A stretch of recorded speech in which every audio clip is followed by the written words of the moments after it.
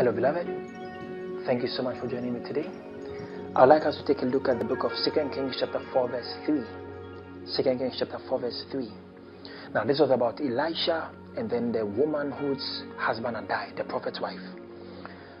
Elisha gave an instruction to her. He said, "Then he said, Go, borrow thee vessels abroad of all thy neighbors, even empty vessels, borrow not a few." Now, my interest today is in the fact that she was supposed to go to her neighbors and borrow vessels from her neighbors. And Elisha specifically said, don't borrow a few vessels, borrow many vessels. Now, the question is this. I remember some time back, I was speaking to a friend and he drew my attention to the fact that what if the woman's neighbors did not have vessels? So who her neighbors were was so very important, because the miracle was in she bringing vessels to pour the oil into.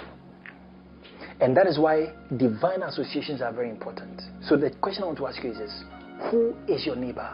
Who are the people connected to you? Who are the people around you in life? Who are the people you can easily resort to when there's a challenge?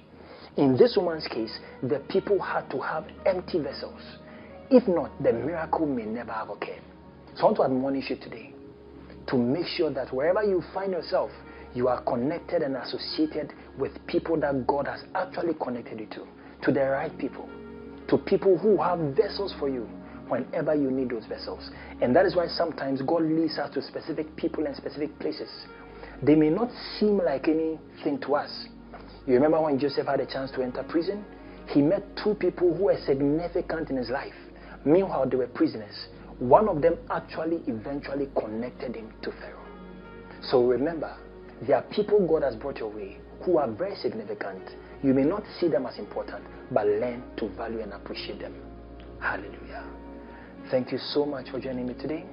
I'll see you same time.